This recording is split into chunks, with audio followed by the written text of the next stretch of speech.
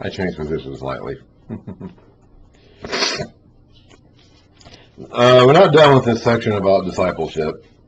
Then John's disciples came and asked him, "How is it that we and the Pharisees fast, but your disciples do not fast?" Jesus answered, "How can the guests of the bridegroom mourn while he is with them? The time will come when the bridegroom will be taken from them, and then they will fast." So Jesus' disciples have no reason to fast right now, because there's a celebration, it's a party, he's with them. There's no reason to fast, it's a feast, it's a wedding feast. There's no reason to fast, it's a feast. But there will come a time when he will be taken from them, and then they will fast. But then they'll feast again. No one sews a patch of unshrunk cloth onto an old garment, for the patch will pull away from the garment and make the tear worse.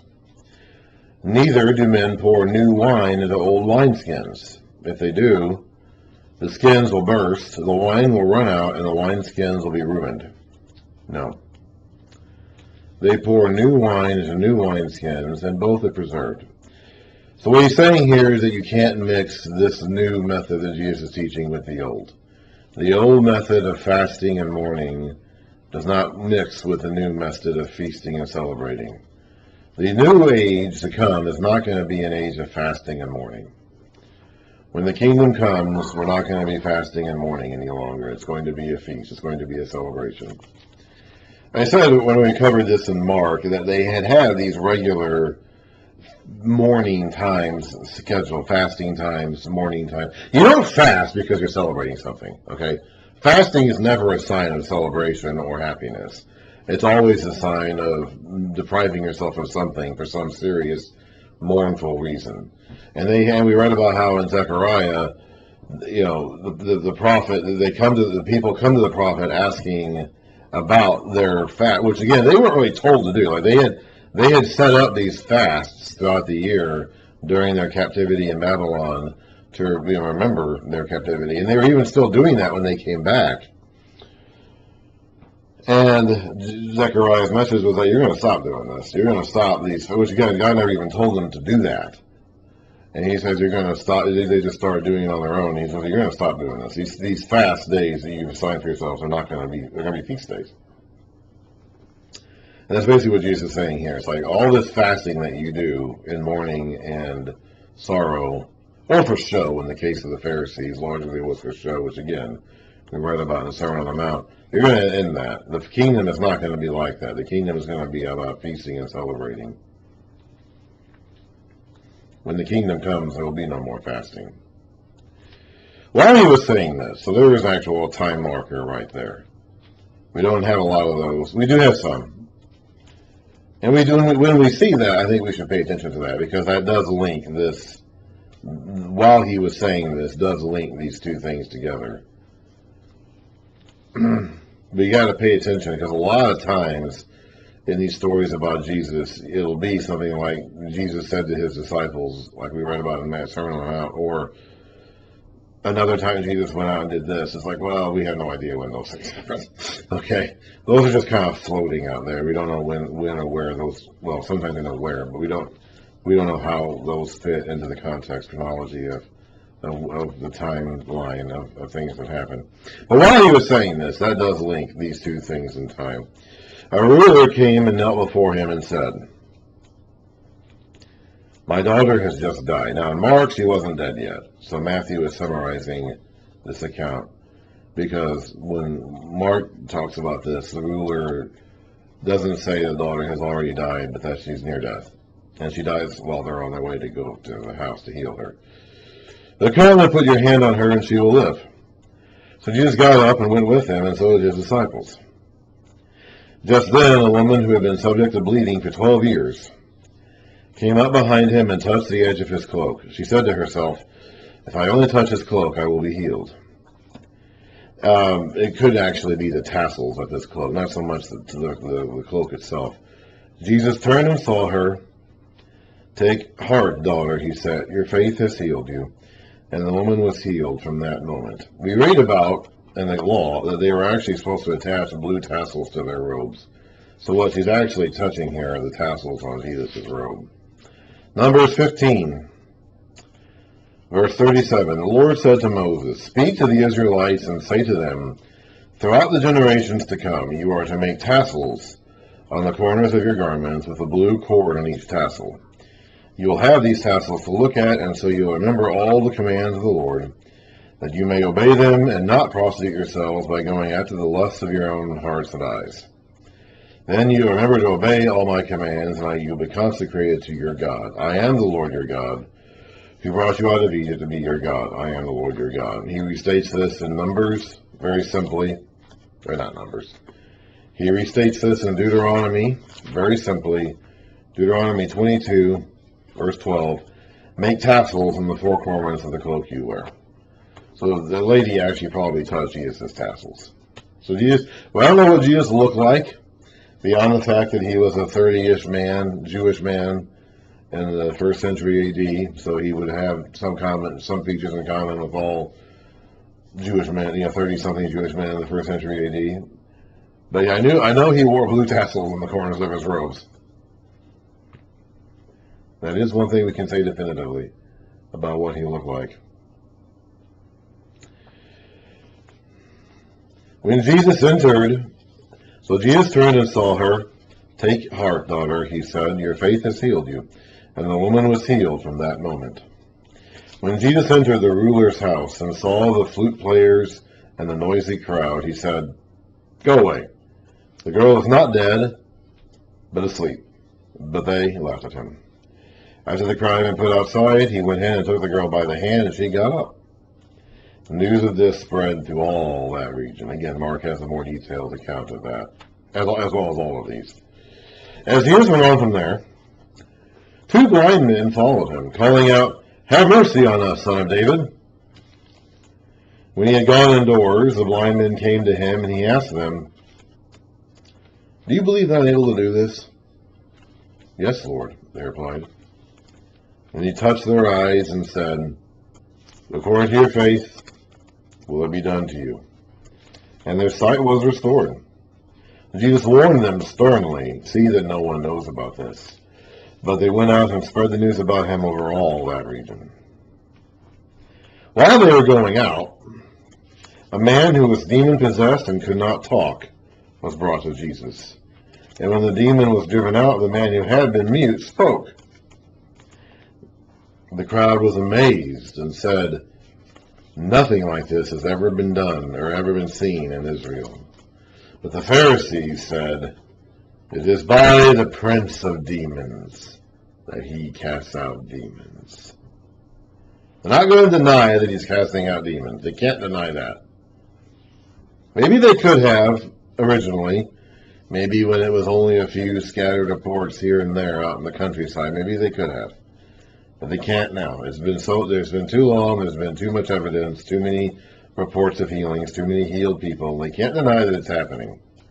But they can deny that it's legitimate. They can deny where it's coming from. They can deny what it means. They can deny that all they want. They'll never stop denying that. By the way, Jesus doing this goes back to Isaiah. Now, Matthew does not actually quote this or call this to direct attention. But let's read Isaiah 35.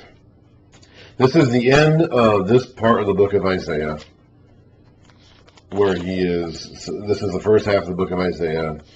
The next chapter, 36, starts a narrative about events that happen, and this is the end of the first half of the prophecies of Isaiah that take place in the context of the Assyrian invasion of Israel, Judah, and besiegement surrounding of Jerusalem, which we read of the historical event, the context of that in the next chapter. But this is Isaiah 35, so near the end of this part of the book of Isaiah, which again, this is taking place in the context of the Assyrian invasion, and it looks like they're going to destroy everything.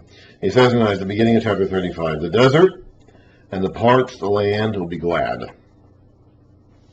The wilderness will rejoice and blossom.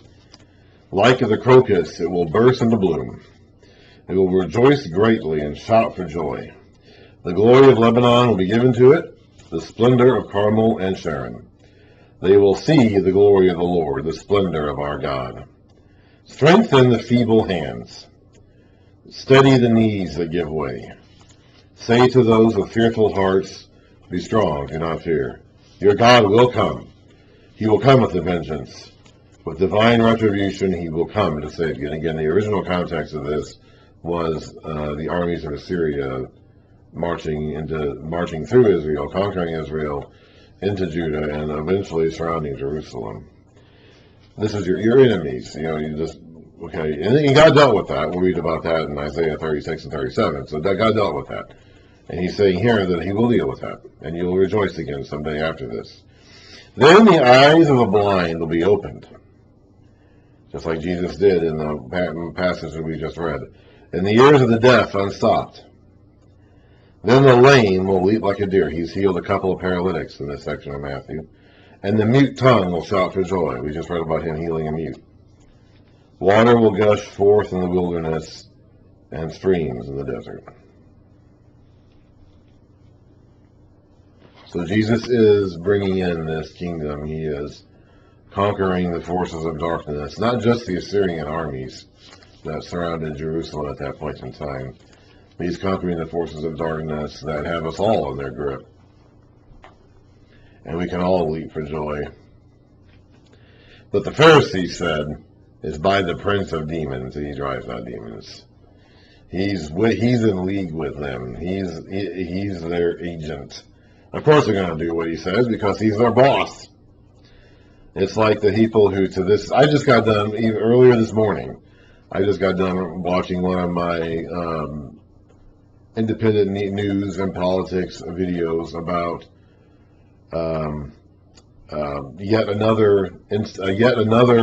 the Democratic Party in South Carolina and Nevada are blaming low primary turnouts in those states because they just had their primaries, or whatever you want to call their primaries they're having right now.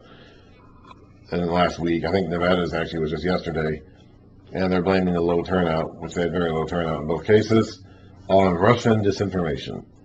It's like they're just so convinced that everything that goes against them is coming from Russia. They've had this brainworm in their head now for about 10 years, where everything bad that's happening, everything that goes against them is from Russia.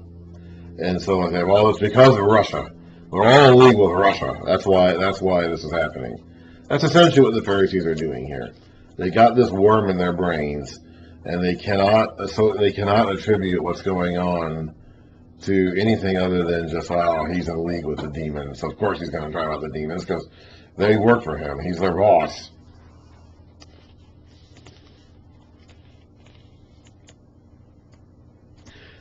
Jesus went through all the towns and villages, teaching in their synagogues, preaching the good news of the kingdom, and healing every disease and sickness. Now, we just read at the end, right before the Sermon on the Mount, we basically read a very similar thing. And this is chapter 4, verse 23. This is right before the Sermon on the Mount begins, the beginning of chapter 5.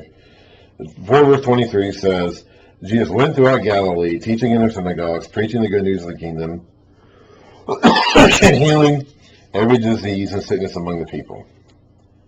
News about him spread all over Syria, and people brought to him all who were ill with various diseases, those suffering severe pain, demon-possessed, those having seizures, and the paralyzed, and he healed them. Large crowds from Galilee, the Decapolis, Jerusalem, Judea, and the region across the Jordan followed him. So this is basically, and then we go from there into the Sermon on the Mount. So this is basically like if that's the opening statement of this section, this is like the ending statement of this section. He's kind of bracketing everything from the end of chapter 4 to now in like one unit here. He's summarizing this again. Jesus went through all the towns and villages, teaching in their synagogues, preaching the good news of the kingdom, and healing every disease and sickness. When he saw the crowds, he had compassion. Now, last time he saw the crowds, he went up on a mountain and began to teach. Chapter 5, verse 1. Now, when he saw the crowds, he went up on a mountainside and sat down. His disciples came to him and began to teach them. This time around, he's going to send the disciples to do the teaching and the ministering. So when he saw the crowds, he had compassion on them because they were harassed and helpless, like sheep without a shepherd. Then he said to his disciples, the harvest is plentiful, but the workers are few. Ask the Lord of the harvest, therefore, to send out workers into his harvest field. So last time, when we got the summary statement of his mission in Galilee, and he saw the crowds, he went up to a mountain, they came to him, and he began to teach them. This time, he's going to send his disciples out to teach the crowds themselves, to go out into the villages and teach them. We're going to read about that in chapter 10. We're not going to do that today. But right now, we're going to go back to Ezekiel 34 and read about the lack of a shepherd in Israel. So these people are harassed and helpless like sheep without a shepherd. And Jesus is going to do something about that, like God said he would in the Old Testament. And as an example of that, we're going to read part of Ezekiel, not all of Ezekiel 34 because it's pretty long, but a good chunk of it. And we're going to start at the beginning of Ezekiel 34. The word of the Lord came to me. Son of man, Ezekiel, prophesy against the shepherds of Israel. Prophesy and say to them, this is what the sovereign Lord says. This is the shepherd. These are the leaders. Shepherds mean leaders. If you're a shepherd, you're supposed to be a leader. Woe to the shepherds of Israel who only take care of themselves. This would be the religious and civic authorities. The priests, the high priest, the priests, the king, and the other officials. Should not shepherds take care of the flock? You eat the curds, clothe yourselves with the wool, and slaughter the choice animals, but you do not take care of the flock. You have the right to do that. As a shepherd of the flock, you have the right to do that with the flock. Right? That's part of what you get for being a shepherd of the flock. But you don't take care of the flock. These shepherds were helping themselves to the benefits, but they were not subjecting themselves to the responsibilities. You have not strengthened the weak, or healed the sick, or bound up the injured. They're supposed to do that too. It's okay for them to have the courage and clothe themselves with the wool. But they're supposed to do these other things too. They're supposed to be responsible for these people. You have not brought back the strays or searched for the lost. You have ruled them harshly and brutally. So they were scattered because there was no shepherd. And when they were scattered, they became food for all the wild animals. My sheep wandered over all the mountains and on every high hill. They were scattered over the whole earth, and no one searched or looked for them. Therefore, you shepherds... Actually, we're going to go ahead and skip the next few verses. Let's go down to verse 11, because this is really what we need to read for the current context. But this is what the sovereign Lord says. He just got done saying he was going to condemn the evil shepherds. That's basically what he says in the next few verses. Let's get down to verse 11, and it says, this is what the sovereign Lord says. I myself will search for my sheep and look after them. As a shepherd looks after his scattered flock when he is with them, so will I look after my sheep. I will rescue them from all the places where they were scattered on days of clouds and darkness. I will bring them out from the nations and gather them into their own countries, from the countries, and I will bring them into their own land. I will pasture them on the mountains of Israel, in the ravines, and all the settlements in the land. I will tend them in the good pasture, and the mountain heights of Israel will be their grazing land. There they will lie down in the good grazing land, and there they will find the rich pasture, feed in the rich pasture of the mountains of Israel. I myself will tend my sheep, and have them lie down, declares the sovereign Lord. I will search for the lost and bring back the strays. I will bind up the injured and strengthen the weak. But the sleek and the strong, those who made themselves sleek and strong off of the others, I will destroy. I will shepherd the flock with justice. So God is going to do this himself. And he was always intending to do it himself. And we could read other verses too to make the same point, but that's enough for now. So last time he saw the crowds, he went up on a mountain and began to teach. He began to teach his disciples came to him and began to teach them. This time he's going to have his disciples go out. He's going to give them instructions for how they should conduct themselves and what they should do when they go out. And so we'll get to that next time.